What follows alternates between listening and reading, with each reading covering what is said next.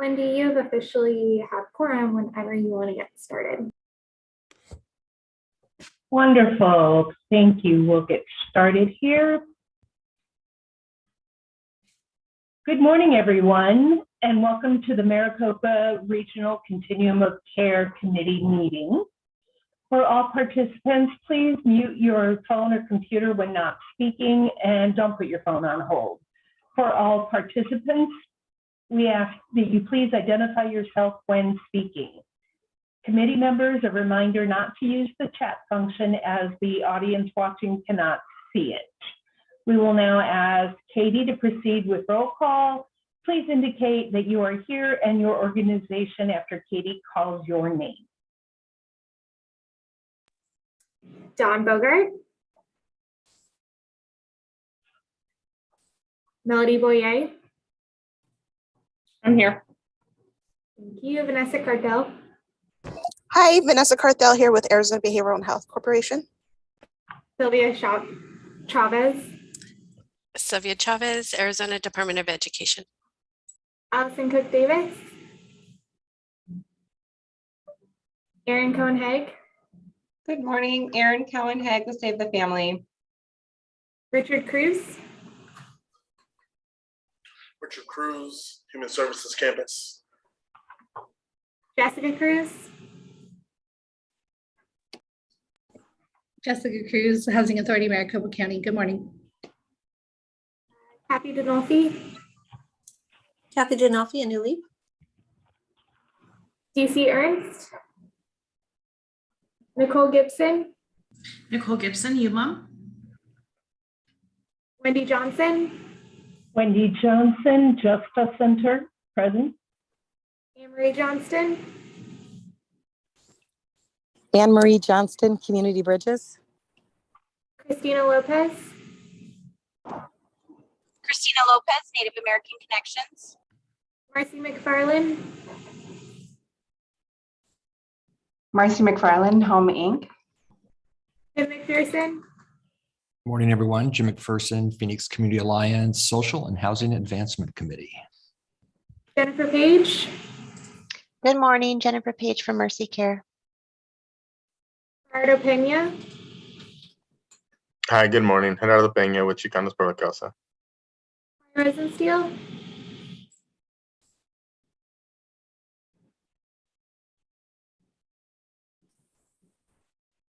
Ty, you're on mute. If I see you on my screen, but I don't hear you.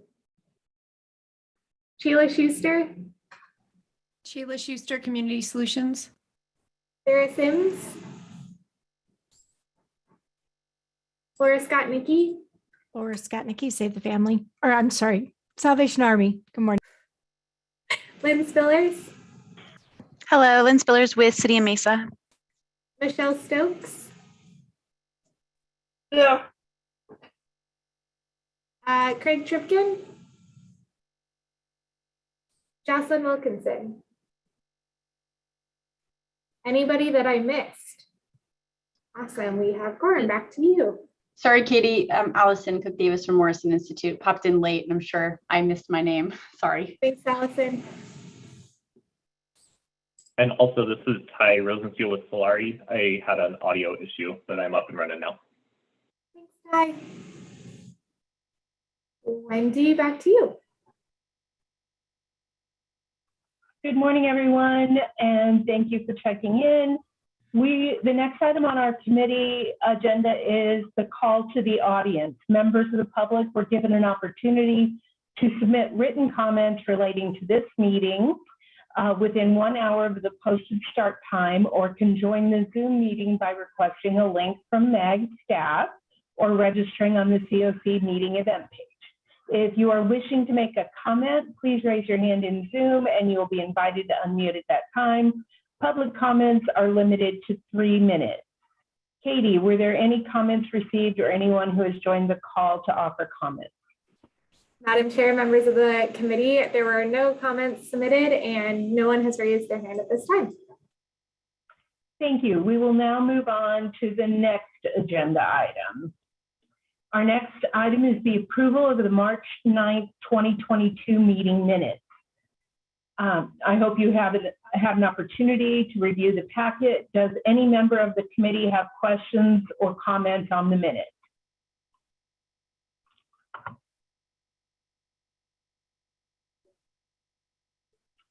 I'm not seeing any raised hands. So does a member of the committee, could I have a motion from a member of the committee to approve the March 9th, 2022 Maricopa Regional Continuum of Care Committee meeting minutes? So moved. Thank you, Jim McPherson. We have a motion from Jim McPherson and a second from Laura Skotnicki. Laura Skotnicki. Thank you. Any discussion? Now, Katie will proceed with the roll call vote. Again, please indicate clearly how you're voting by saying yay or nay after your name is called.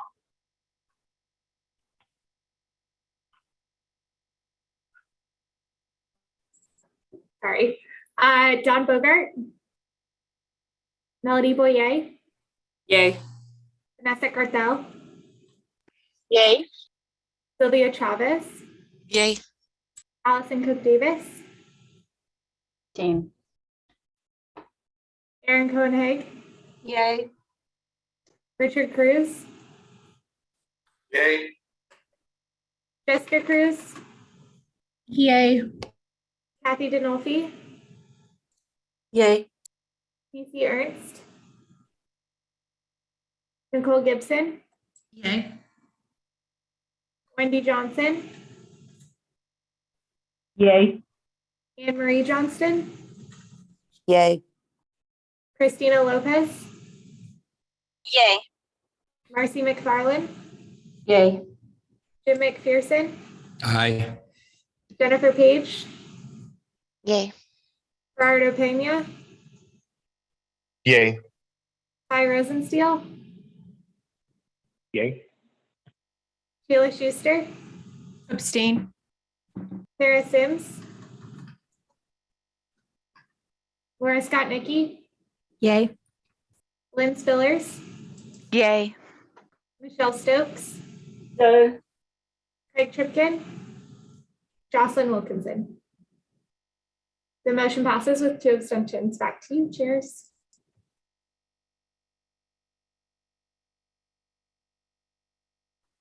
Thank you, everyone. And we will be moving on to the next agenda item and handing this over to Richard.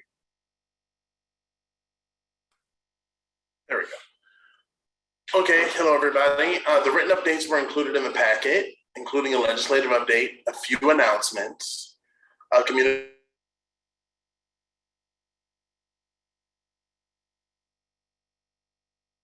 communications work group is beginning to meet. Okay, there we go. There's a number of things, there are a number of trainings happening over the coming weeks and months that were sent out and will continue to be sent out in the COC newsletter. If you are interested in attending, before we jump into any questions, I want to welcome Rachel with Maricopa County to give an update on the COVID isolation hotel.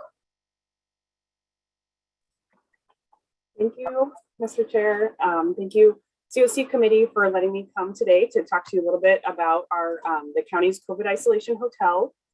We started running a hotel for folks experiencing homelessness who tested positive for COVID-19 back in May of 2020.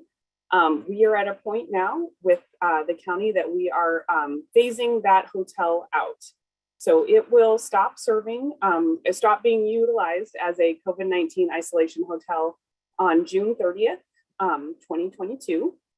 In preparation for that phase out, the Maricopa County Office Department of Public Health has issued guidelines for shelters and congregate settings on how to isolate within your own facility.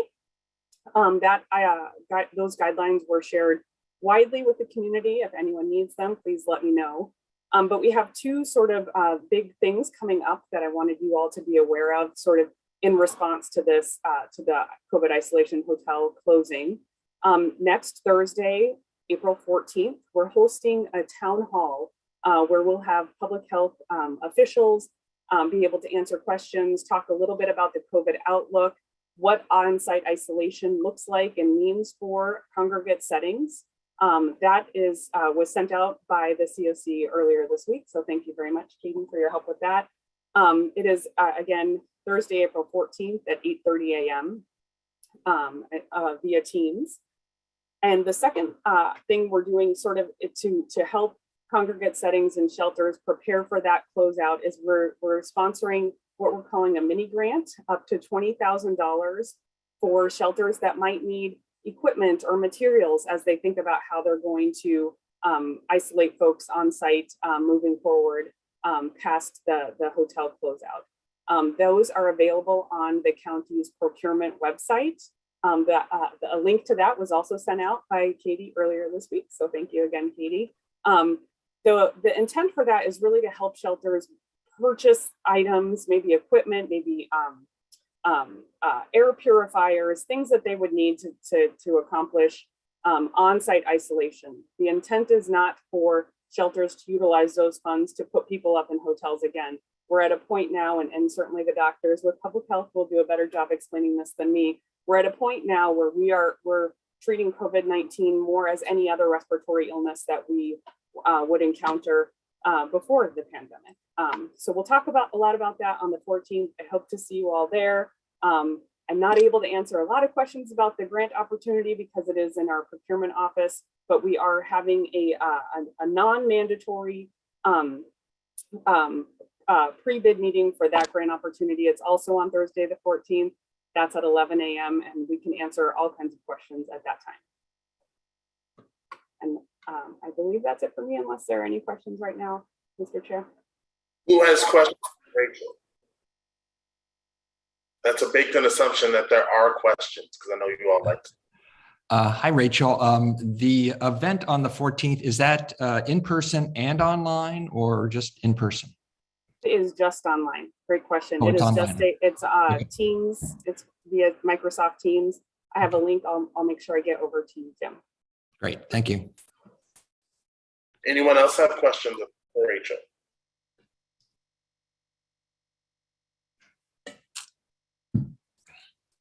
Okay.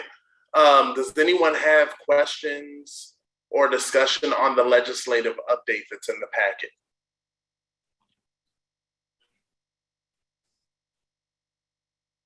Okay. Katie.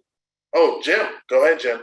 I'm just curious, is there any updates since the update? That's where I was going to go. Katie, what's the latest update, particularly on the on 1581?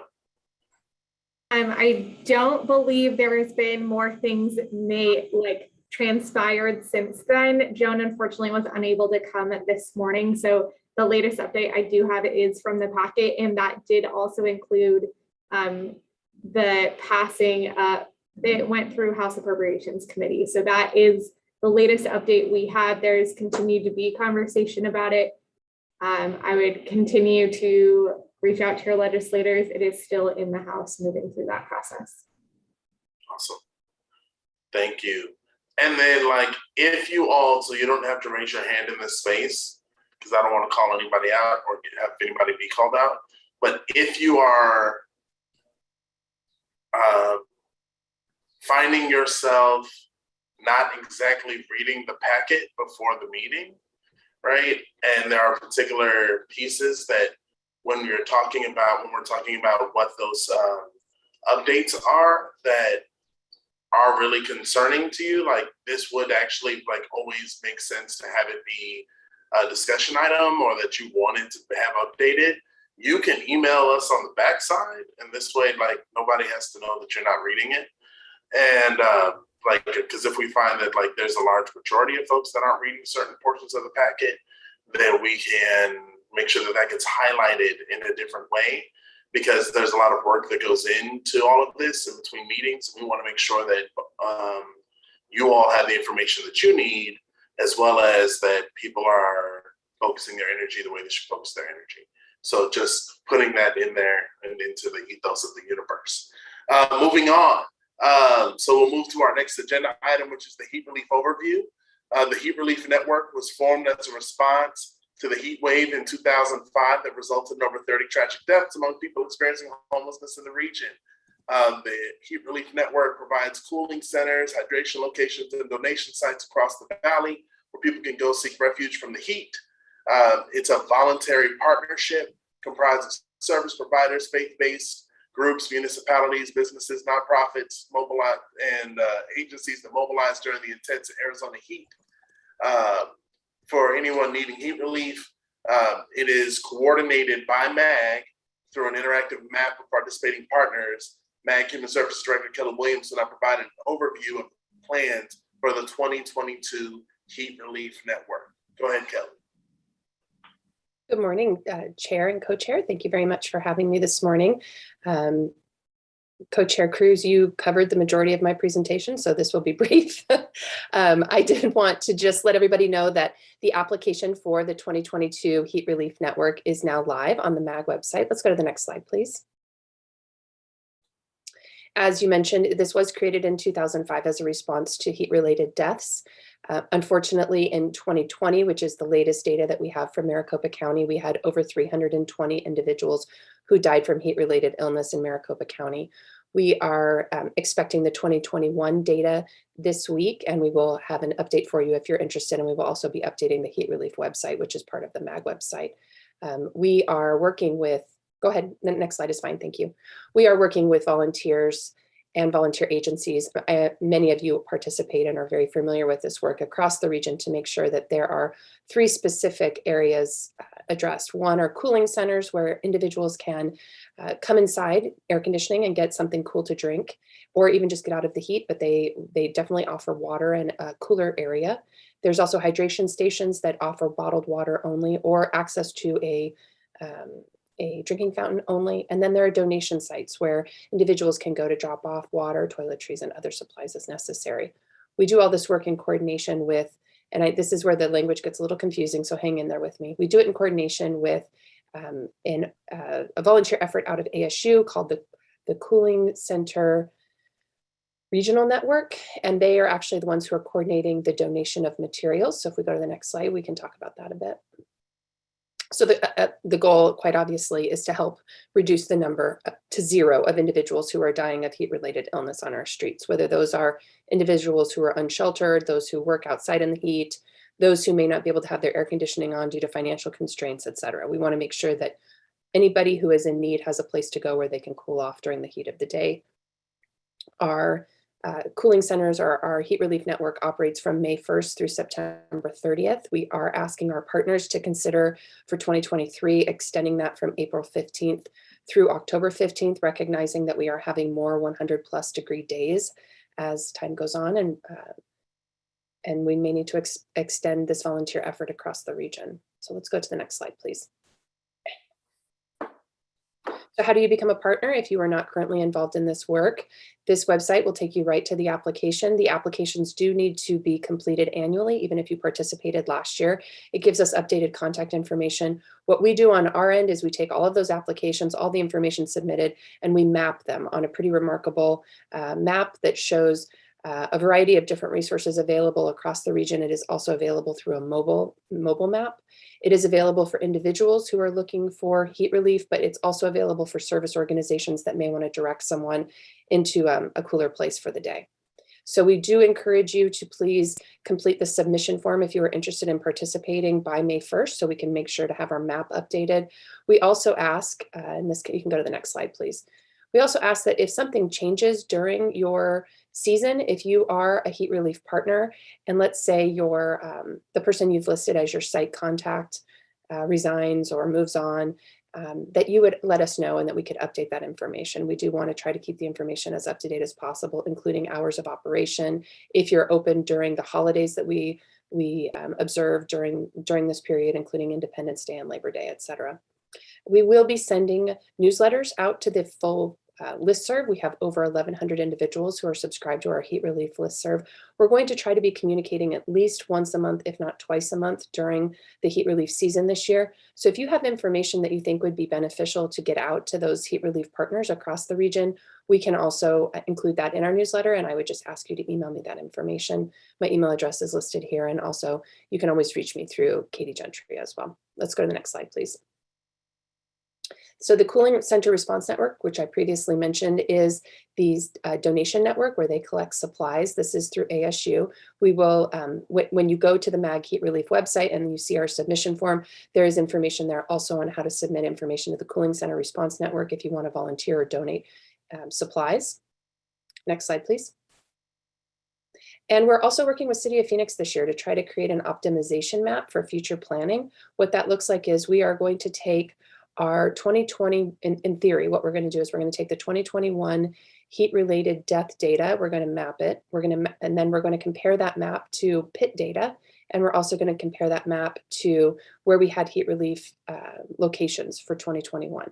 Now, please keep in mind, there was no PIT count for 2021, so we will be using 2022 data, and individuals who are counted in the PIT count in 2022 in January are not reflective of where they might be in July or August across our region. So it is just a way to try to look at different forms of data, but we're in no way suggesting that there's a direct correlation. What we're hoping to do with this optimization map for future planning is identify where individuals are dying of heat-related illness across the region and where there may be significant gaps in cooling centers. So we can work with partners to try to set up cooling centers in those areas in 2023. Next slide, please. Thank you. Okay, so if you have any questions, please feel free to get a hold of me. I am leading this effort for our team this year. It's really exciting to be working with the interfaith community, with ASU, with Salvation Army. We have quite a few partners across the region who really make this a success. MAG's role is primarily to gather the data for the map and to make sure that the mapping data is accurate. And so if you have any questions about any of this, I'm always available to you. Co-chair, Madam Co-chair, I see that your hand is raised. I am available to any questions at this time. Okay, we'll start with Wendy and then we'll go to Allison. Hey, Kelly, thanks so much for this. We can attest that this is probably one of the most important things that we can do this summer to save lives, not just for the homeless, but for our entire community of at-risk folks. I just want you to know that I went to the website and there is no link for participation that's real obvious. So someone may want to map that back to a more obvious location. Okay, thank you. But thank you for that. Thank you for that feedback. Thank you. And Allison Cook-Davis? Yes, I just had a question about sort of ongoing sort of data collection on sort of the number of users for each site and whether that's part of your sort of optimizing the map. That's a great question. Thank you for asking. One of the longer term conversation points that we've been having within our partner network, our planning group, including ASU and the interfaith community, is how do we figure out who are using the cooling sites and how do we better address their other public health needs, including if they are unsheltered or if they have food insecurity, or is there an opportunity for us to partner with nursing programs across the region to have nurses in some of these locations to deal with some health issues? We have run into a variety of challenges in how to roll out that data collection point, namely in that number one, we don't have funding to create a let's say an iPad where we could have individuals answering basic questions.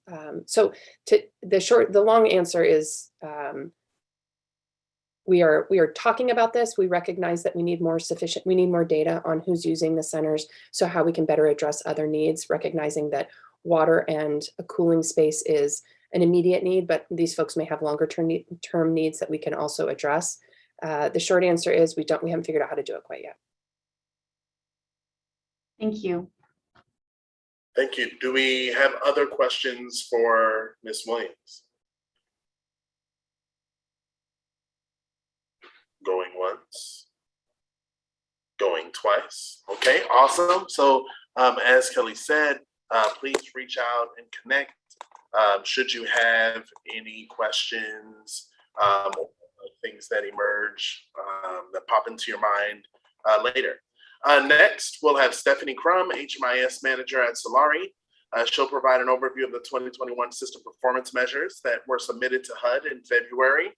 Katie provided an overview of these metrics with the quarterly breakdown at our last meeting, and we'll continue to discuss these and look at how we can improve them across the system on a quarterly basis.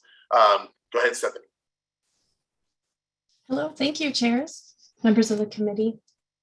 Get the screen up here. All right. So we are looking, we're going to be looking at our 2021 system performance measures. So what we're looking at for our submission time period here is we're looking at October 1st, 2020 to September 30th of 2021. And these were submitted this year in February. So let's get right in and start talking about these. So what we're talking about when we're looking, what is the federal framework? Like, what are we talking about when we're talking about system performance measures and what we're actually measuring? We want, as Katie touched on last month, we want folks in our system's experience of homelessness to be rare, brief, and non-recurring. And when we're looking at our system performance measures, how do we measure those things? We're going to look at the number of new persons that are entering our system. We're going to be looking at length of time that people are spending in our system. We're also going to be looking at percent of returns, the number of positive exits. And then we also look at job and income growth, both earned income and other income, because that definitely impacts the brevity or the recurrence of someone's homelessness. So that's also why we include job and income growth. Next, please. All right, and when we're looking at NOFO scoring and the system performance measures, I did want to point out that this is really a big chunk of your scoring and your scorecard. Looking at system performance and then performance and strategic planning makes up pretty much half of your scorecard. So this is kind of how this all ties together with your funding opportunities. They're really looking at how the system is performing pretty closely. All right, next slide, please. So let's go ahead and get into the numbers. So this first one that we're looking at is our first time homeless. We're looking at the system total of clients entering without a prior homeless entry in the past 24 months. We're looking at emergency shelter, transitional housing, and safe haven. And as you see here, we have quite a significant increase from 2020 to 2021. I do want to point out that this is really driven by a lot of heat relief shelter, COVID shelter that opened up during this time. So this is really a reflection of a lot of the community opening up and responding to the COVID-19 pandemic, as well as, of course, heat relief over the summer. But this is a trend in the wrong direction for now, but I do believe that this is a response of our shelter system. All right, next, please. Stephanie, can I ask you a question with that? Absolutely. You say this is a response to from our shelter system. You mean as we have more beds available or less? Like, what do you mean exactly in terms of this is a response? Yeah, so these increases we're seeing from projects like the CVI Response Hotel, the new heat relief shelters that opened up, and a lot of the just COVID response like the distancing shelters. I believe LDRC had one also going on there for a little bit. So these are just additional shelters and additional beds that were added in response. Thank you. Yeah.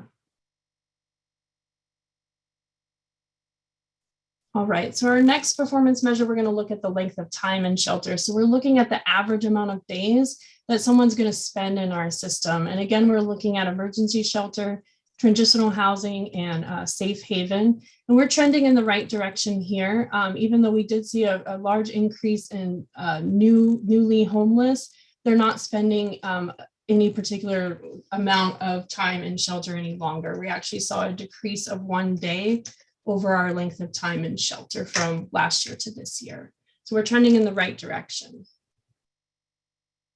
All right, next please. And then we're looking at, on this one, we're looking at our housing exits from shelter.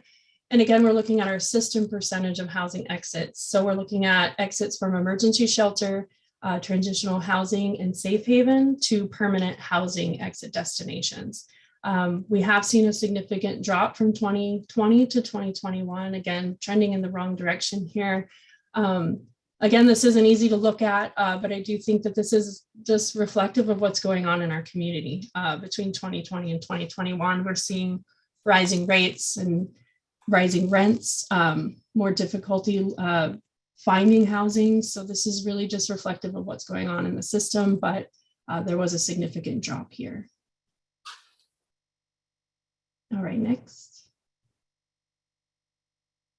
All right, so our returns from homelessness measure, we're looking at the percentage of clients who exited to housing and returned to a homelessness program within 365 days. So we're looking at any permanent housing exit and any return into any homelessness program type.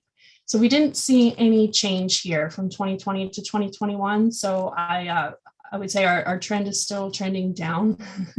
We didn't really see much of a change here, which is good. We are seeing a downward trend from 2018 and 2019. So that is good.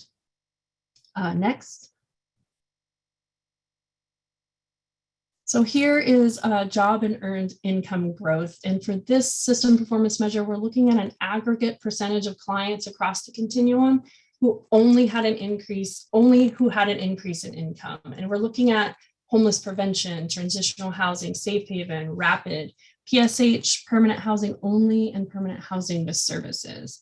So again, we're trending a little bit in the wrong direction here from 2020.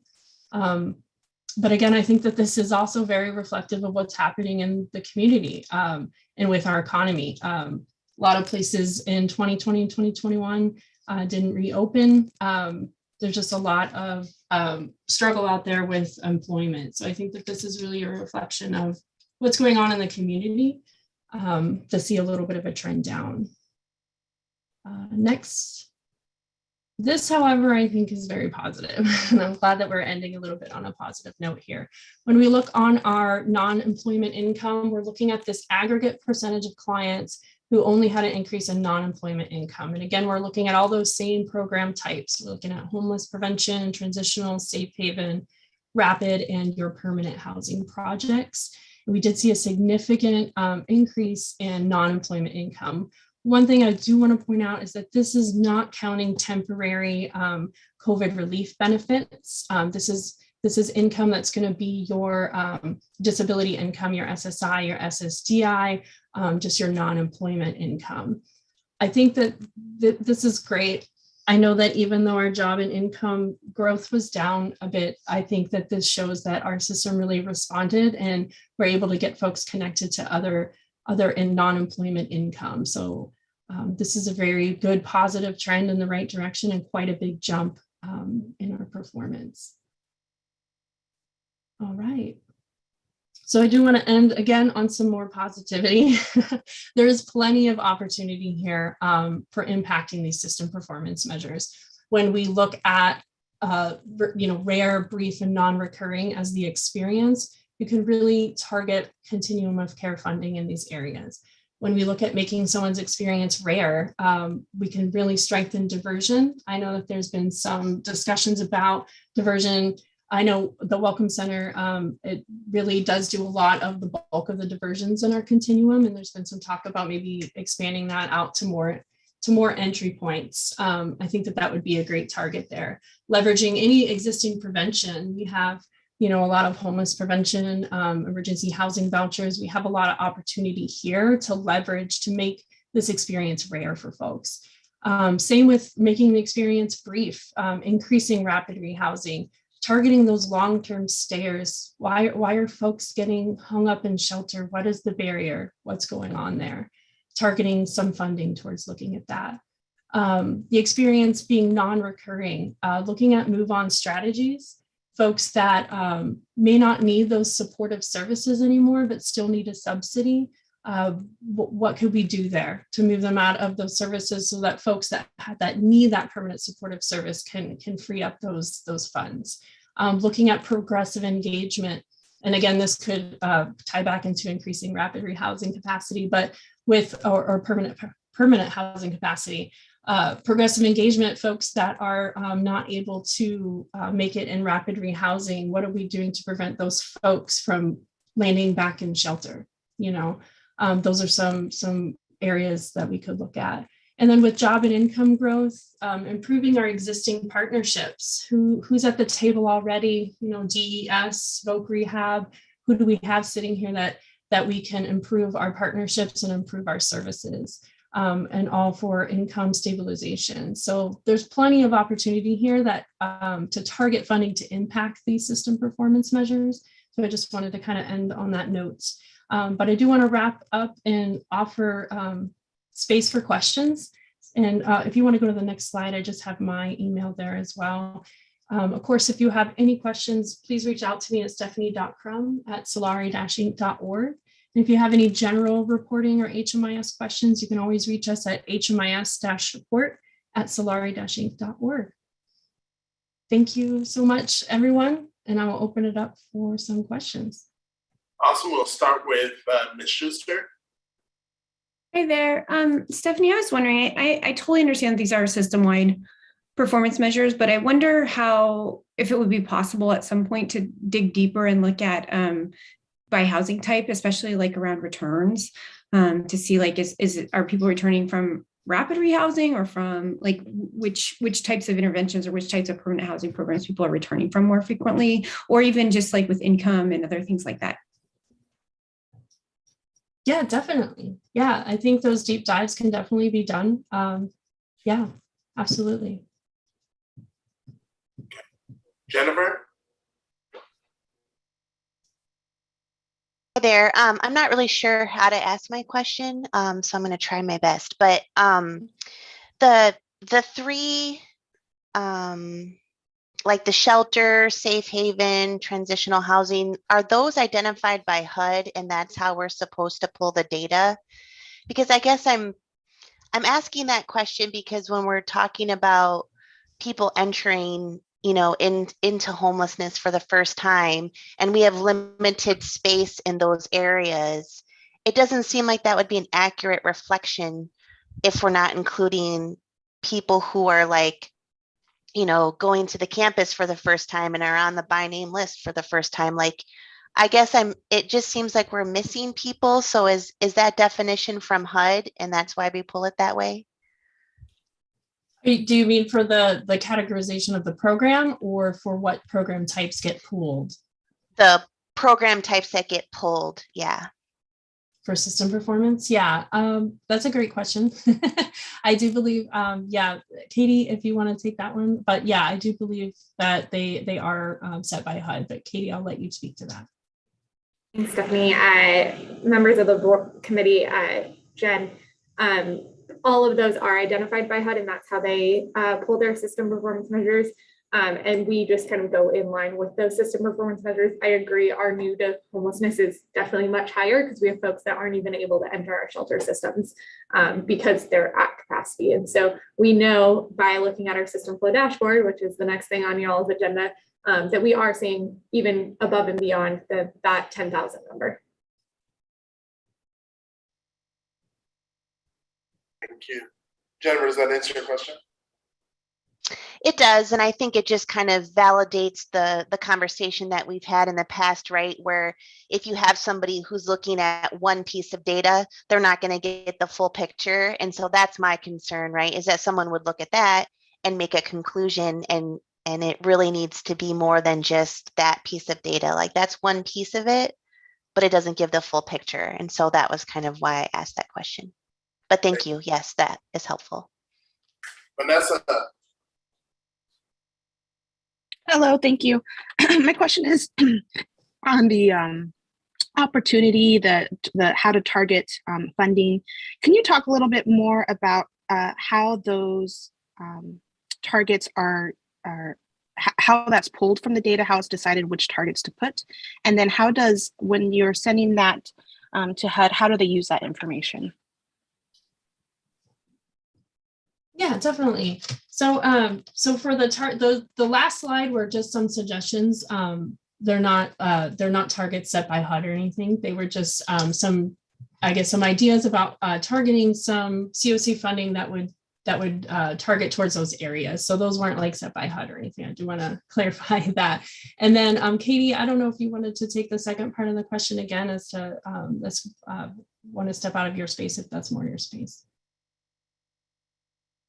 Vanessa, are you asking about like targeted, like desired trends, or so HUD sets I guess a little point of clarity, HUD, our system performance measures and how HUD judges us on the consolidated application across the system, they do set targets. So we have to be trending that desired trend. Otherwise, we are not getting the points for our system performance measures on the consolidated application.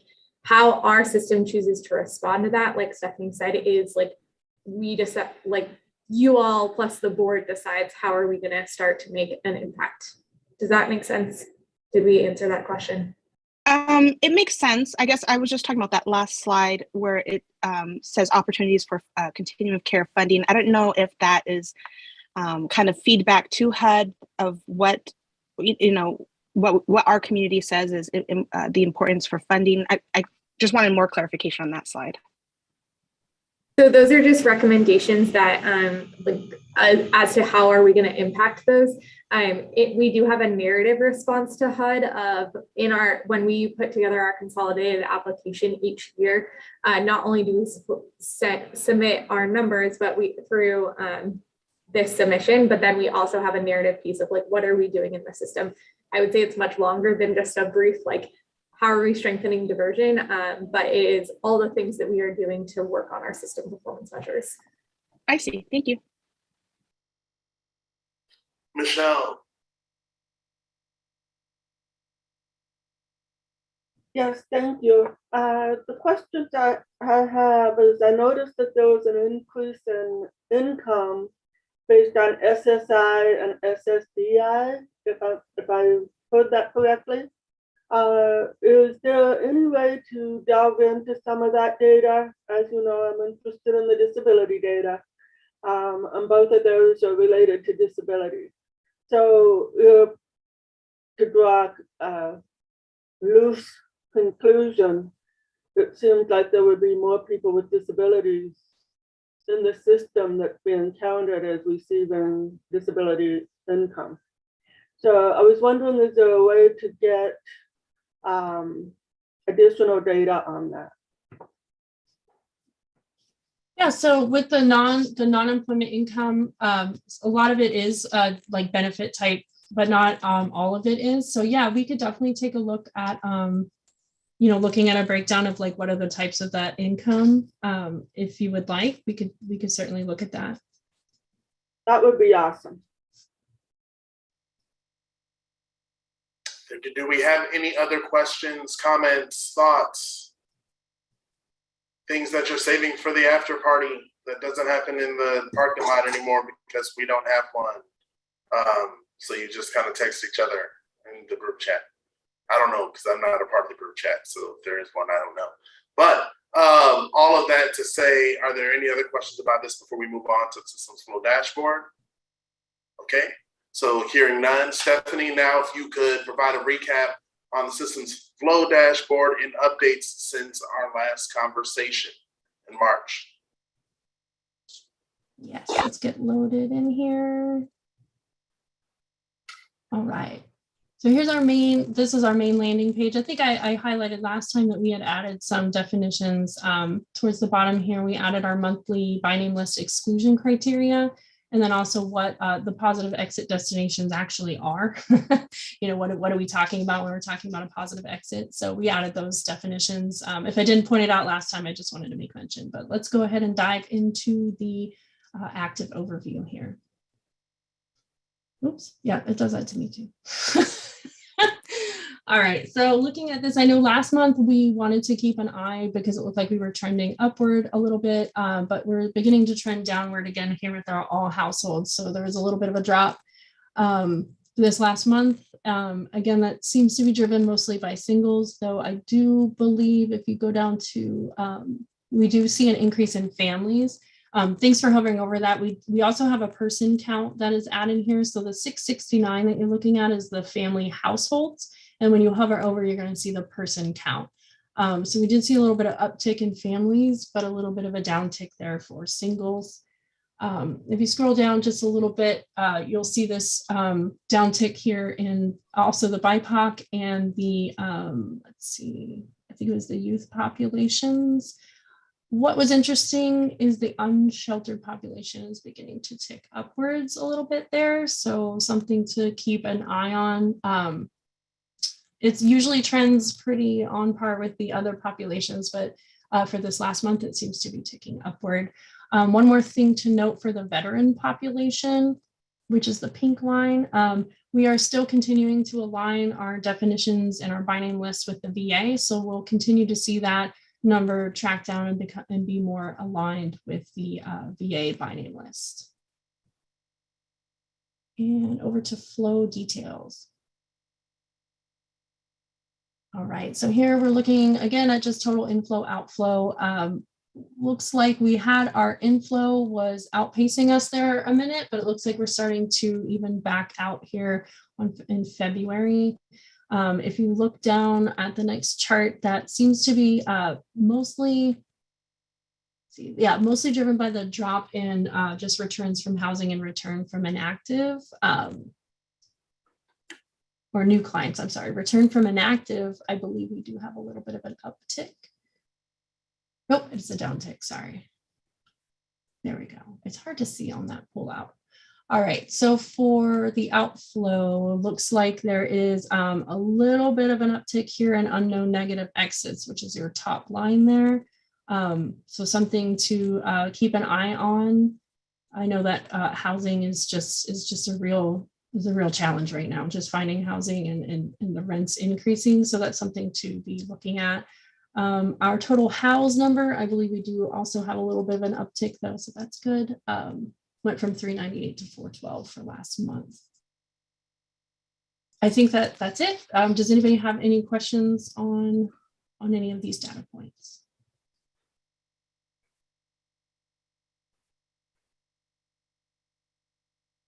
All right, thank you. Okay.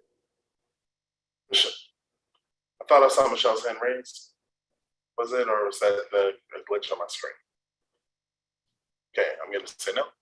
I forgot to put it down. Okay.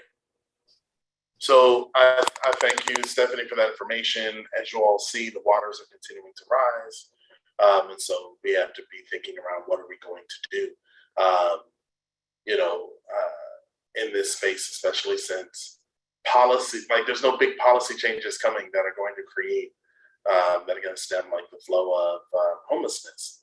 So we definitely have to begin to start thinking beyond the boxes that we've been working in, and understand that if, typically the wave hits our community, it's 6 months to a year after everybody else. So now as we're starting to come out of the pandemic, we're starting to see the economic pandemic in an already dystopian space that is homelessness.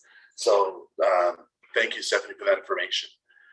Moving on, now we have the NOFO scorecard. And so a work group came together to review the Notice of Funding Opportunity scorecard. After the work group met, MAG staff met with the Race Equity Leadership Group to discuss the scorecard. Katie's going to provide us an update on the changes made to the 3 scorecards and discuss next steps. The scorecards, both redlined and clean versions, were included in the packet. Again, this is the importance of reading the packet. Katie, go, it's all yours. Thank you, Co-Chair Cruz. I am going to just kind of walk you through a brief presentation that talks through the packet. So what did we change on each of those different items? So first off, a little bit of overview of what even is this that we're asking you to review. So the NOFO scorecard is how we locally evaluate programs that are submitted to us. So we have a local application and scoring process. HUD would like us to use an objective measurement of how programs did. And this is all based on programs last submitted APR. It is used for both renewal applications and new applications. We have a little bit different scorecard for each of those. Obviously, new applications, we don't have their past data because they've never submitted for a COC project. And so much of their stuff is more narrative based versus the renewal is data driven. We do use an automated scoring based off of that renewal. So if you are serving 60% of your folks from coordinated entry, you get a score based off that 60%. None of our programs are doing that. You're required to draw from coordinated entry, just as a heads up. I don't know why I use that example. And then our scorecards are submitted to HUD as part of the collaborative application, so they can see how we evaluate it, as well as the aggregate score of every application. So a couple of changes. I'm going to first walk through the renewal, and then I'm going to walk through the new, both new for housing projects and new for HMIS and coordinated entry projects. So a couple of just housekeeping things for question 6A, 6B, and 7, we changed the date. So it is a year of gathering data. We just updated that to the latest year. Question 10, we added MAG in addition to HUD as a monitoring component. So in the past, it has only been what has HUD monitored. Frankly, HUD has not done a ton of monitoring across our entire system. And so this is not only going to include MAG as monitoring, but also HUD as a recommendation from this work group. And then we changed the date again to be the last 3 years. That has been a rolling 3 years. And so we just updated to the last 3 years. And then finally, the biggest place that we changed things are around race equity. So I'm going to spend a little bit of time walking through these 3 different questions that we created. Last year, race equity was a total of 2 points. They were both narrative questions, one on organization and one on your program. This has now been changed to 5 points. And we added 3 new questions, 2 on the organization, 2 on the program itself, and then an additional on a policy submittal, which I will walk through. Before I move on into those race equity questions, any questions about this? Katie, I do have a question. It's Laura Scott-Nicky from Salvation Army. On the MAG monitoring, and this goes back a while in my prior position, I don't recall ever getting a response from our MAG monitoring. We turned everything in. So I'm wondering how programs are getting graded on that if they never received any kind of feedback from MAG. Great question, Laura. And Nikki, I don't think you're still on. Yeah. Excuse me. Yes, great. I am still on. Excuse me. I'm having trouble though with my internet, so I apologize not having the camera on. So yes, Laura, we understand those issues in the past, and we are making a concerted effort to make sure that we are being responsive, and that when information is turned in, there is a response from MAG to those organizations. So, and you know, I agree with you. I was at Save the Family at the time, and it was frustrating not to hear back how we did.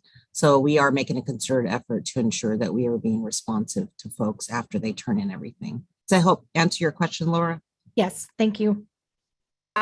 Laura and Nikki, I will also add that if you did receive a response, if there was a negative, like if you were not doing, so if you hadn't heard, the answer was okay, you were okay. So we aren't holding you accountable to things where you never heard back from MAG. Yeah. Okay, thank you. All right, getting into the meat of race equity questions. And so 11A is specifically looking at organization. So last year there was a narrative question asking how you as an organization are implementing racial equity, including trainings. That narrative is going to stay the same. We added to that question how you implemented changes compared to your response from 2021. So participants will be able to see what did they submit to us last year, and we expect a narrative to be, okay, you did this last year, now what? What changes have happened in the last 365 days? The second question that we added was a data question, asking you to provide the race and ethnicity breakdown of all your staff and the race and ethnicity of your clients served. And we will calculate whether there's an alignment between staff and clients. Ideally, your staff would be reflecting the clients you serve. And so there will be points awarded based off of that alignment. Any questions about that one?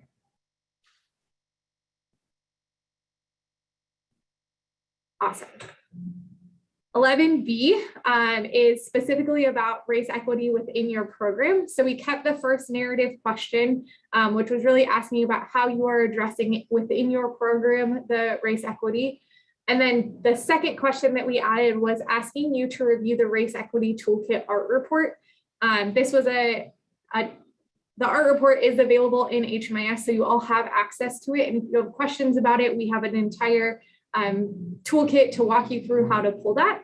And we are asking you to provide a narrative after pulling your report to identify difference in who was referred, who was housed, and who has positively exited. What gaps have you identified for your program, and what changes have you implemented to address these gaps? And you will also be required to submit that art report. Any questions on that one?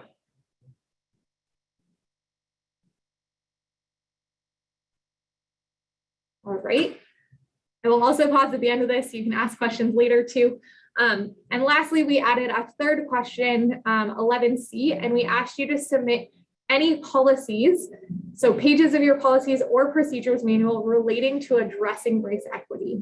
So if you have any way that you are, as an organization, addressing race equity within your policies and procedures, we want you to submit those documents. Please don't submit your entire policies and procedures manual. We want that 1 to 3 to 5 pages, however many pages are addressing race equity, specifically highlighted in this policy submittal.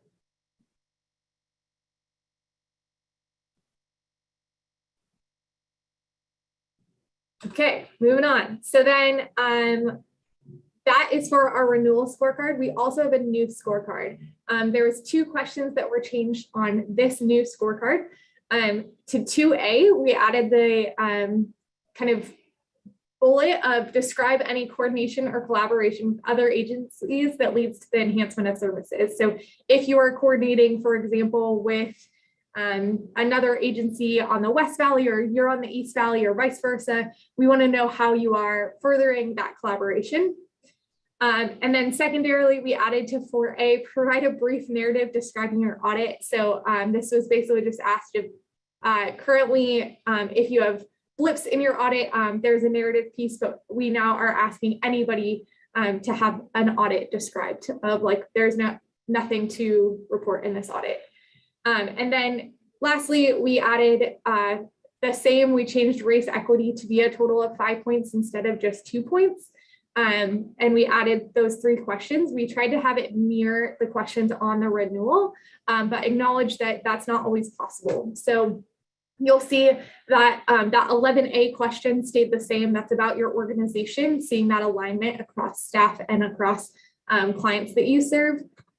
But on the second one, we don't have an art report that we can pull for a program that doesn't exist yet. And so we asked, how are you ensuring equitable outcomes from referral to program exit? This narrative should include detailed explanations or examples of how you have looked at data and ensured equitable outcomes across the program. So we really want to know, how are you doing it from start to finish? And what are you doing? Describe to us how you are looking at that data to ensure that is happening. And then 11C again stayed the same. We want to see that policy submittal of what are you doing around race equity in your organization. Finally, we'll move to HMIS and coordinated entry projects. So again, those 2 same questions that were in our new scorecard for housing projects are in our scorecard for HMIS and coordinated entry projects, describing coordination or collaboration and providing that brief narrative. There are not race equity questions in your HMIS and CE projects, as those are handled like across the system, not specifically with those agencies. Any questions or things that I can answer? What questions do people have? There was a lot of information in that, a lot of good information in that. So I imagine hands should be ready to go up.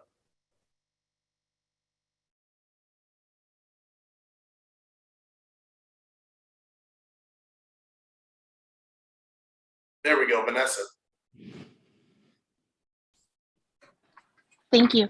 I just want to say thank you to Katie for all that work and guiding those discussions. I'm really glad.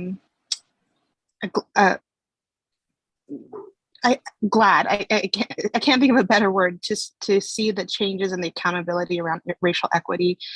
I think it's going to help move our community as a whole towards addressing racial equity gaps. So thank you for that work. Thank you, Michelle.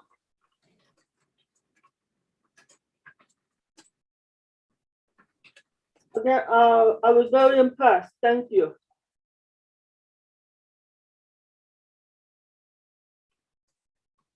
Thank you. Laura?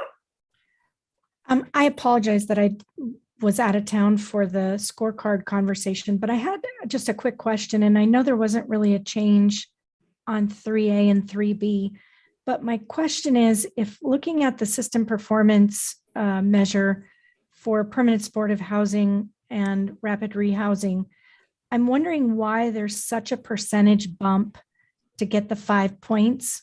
On PSH, it's only 6% difference between what our performance measure was for 17-18, and for rapid rehousing, it's a 15% jump to get the 5 points.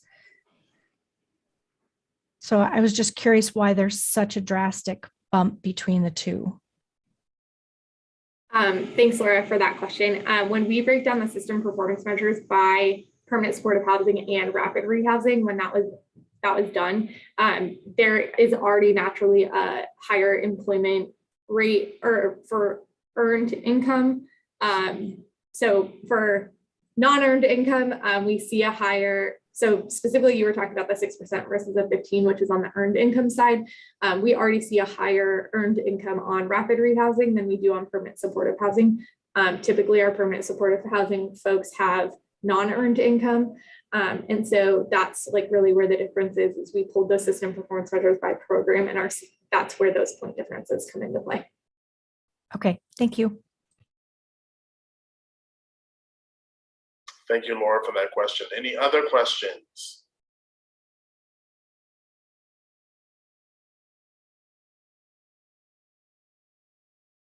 Okay, so with no other questions, I need a motion to approve the 2022 Notepost Scorecard.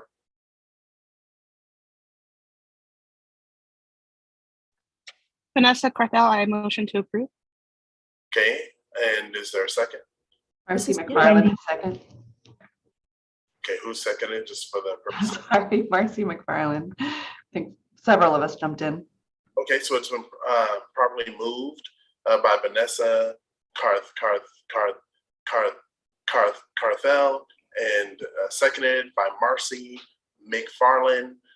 Is there any discussion on the motion?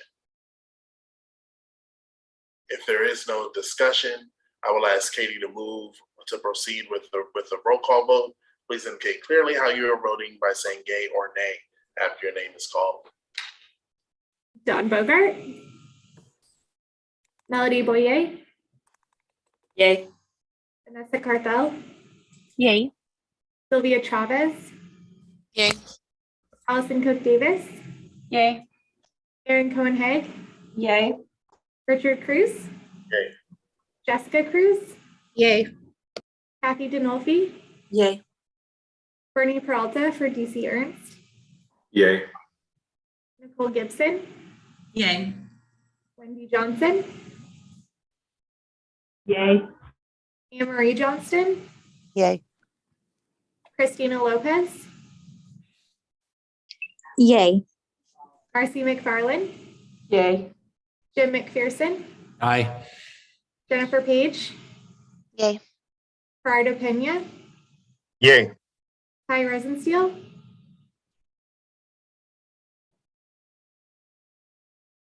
Sheila Schuster. Sarah Sims. Yay. Laura Scott-Nicky. Yay. Lynn Spillers. Yay. Michelle Stokes. Yay. Craig Tripkin. Jocelyn Wilkinson. Yay. Anybody I missed? Awesome. The motion passes unanimously. Back to you, Co-Chair. Awesome. Thank you very much. We'll move on with the agenda. We're now we're in the hands of Wendy.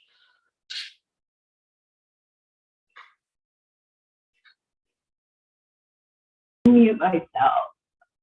All right, everybody. We have plowed through a lot of things, and I'm really impressed. So we're opening up for comments from you as committee members to present a brief summary of current events.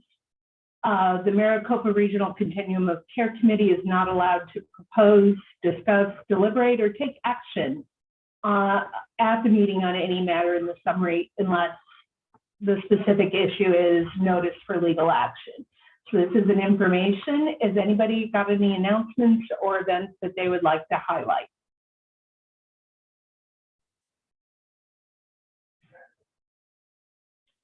Just one at a time, you guys. Don't go crazy. We have hands from Allison and Jocelyn. We have hands. Okay. Allison.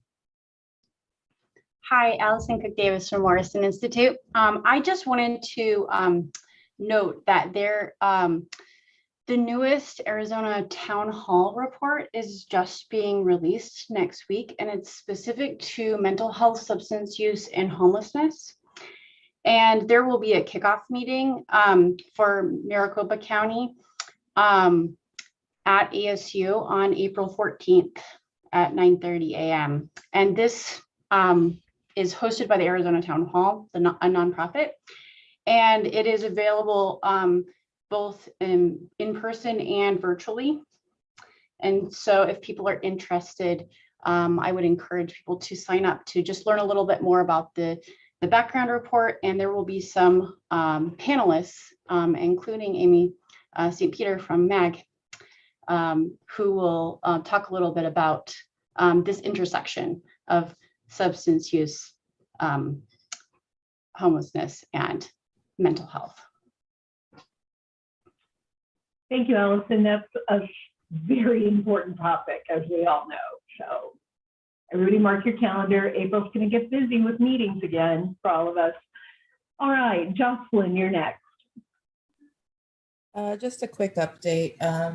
Arizona Department of Veteran Services, in collaboration with the VA, the Arizona Housing Coalition, and Be Connected, are going to be executing a pilot program targeting veterans who need a higher level of care, homeless veterans who need a higher level of care who aren't service connected.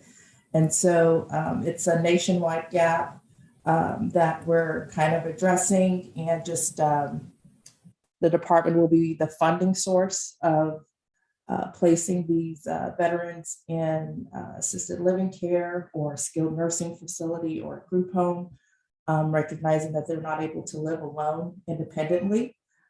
So that pilot program is scheduled to be executed June 1. I'm currently building a standardized work around it. And if anyone has any questions or would like to throw their expertise into anything, please reach out to me. And I'm happy to have conversations around that. Thank you. A very important segment of our population that will need that extra care. Did anyone else have their hand up that I missed? All right. Well, if there's no other items, we are adjourned. No, you skipped over a request for future agenda items. Could we pop back and make sure that nobody has future agenda items? Sorry, I cruised right over that, you guys. Do we have anybody with future agenda items?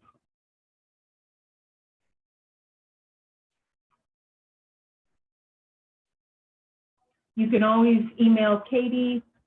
She'll loop Richard and I in. And thank you for being so flexible to move this meeting so that we could attend the housing conference next week. All right, now we can adjourn. Thank you, everyone. Thank you, Wendy and Richard and everyone. Bye, everybody.